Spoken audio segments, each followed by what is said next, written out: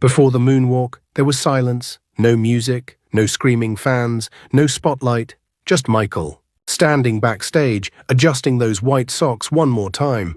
Most people thought they were part of the outfit, but they were more than that. They were strategy. Michael understood the stage like a magician understands distraction. Under bright lights, the white socks forced the audience to follow every movement of his feet. Every slide looked smoother, every spin looked faster, every step became unforgettable. And once the world saw it, they could never unsee it. Kids copied it in school hallways, dancers copied it on sidewalks, entire generations walked into talent shows wearing black pants and white socks, hoping to feel that same magic. But the truth is, it was never really about the socks. It was about the precision behind them, the hours of rehearsal, the obsession with detail, the need to perfect every illusion before the curtain opened. That's what made Michael different. He could turn the smallest thing into a global memory. And decades later, one glimpse of white socks under a spotlight still feels like history is about to happen. Did you know Michael Jackson's bedroom looked nothing like any adult's bedroom in the world? No suits, no trophies, no grown-up furniture, just arcade games, cartoon murals, and toys stacked from floor to ceiling. People thought it was strange, but Michael knew exactly what he was doing. He grew up in Gary, Indiana, rehearsing while other kids played. No birthday parties, no lazy afternoons, no childhood, just stages, spotlights, and his father's voice telling him to go again. So when the money finally came, and the whole world was his to buy, he didn't buy power or luxury. He bought back the years he lost. Neverland wasn't a mansion. It was a memory he never got to make, a bedroom no one ever built him, a childhood that finally had an address. He once said he felt more comfortable around children because they didn't judge him. They just played. That's all he ever wanted. To play, to be free, to be a kid, just once, without anyone taking that away. In the 1980s, Michael Jackson had a chimpanzee. His name was Bubbles, and he wasn't a publicity stunt. He was family. Bubbles traveled with Michael, stayed in hotel suites with him, sat in on recording sessions during the Bad album.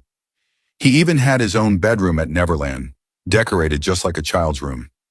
Staff who worked at Neverland described Michael and Bubbles as inseparable. Michael fed him by hand, played with him for hours, treated him with the same gentleness he showed every living thing. Eventually, as Bubbles grew older and stronger, he was moved to a sanctuary for his own safety and everyone else's. Michael visited him there for years. Long after the cameras stopped caring, Bubbles lived into his 30s, a long life, a loved life, because somebody never stopped showing up. Drop a comment if this story softens something in you, and follow for more stories about the gentle side of the King of Pop.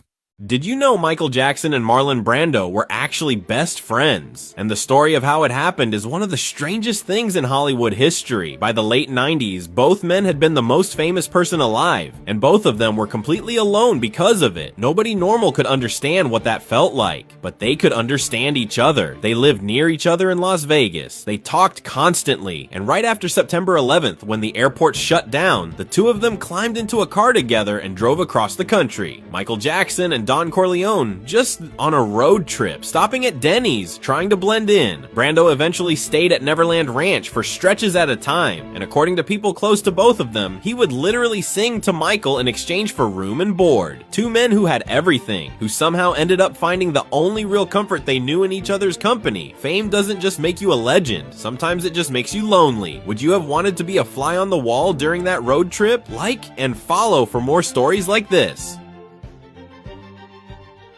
Did you know that Michael Jackson's legendary stage presence came from secret lessons with James Brown when he was just 9 years old? The Godfather of Soul personally taught the future King of Pop everything he knew.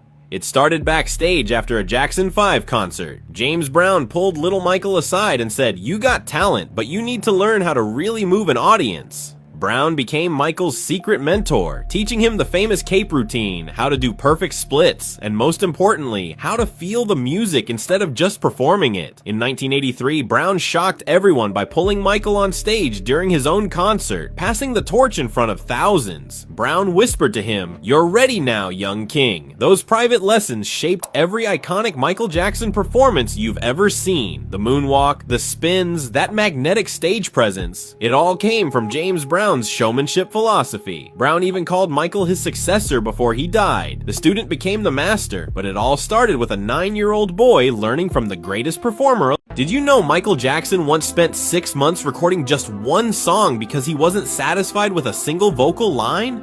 This is the story of how the King of Pop's legendary perfectionism almost destroyed him during the making of his Bad album. Michael would record the same vocal line over 100 times, convinced each take wasn't good enough.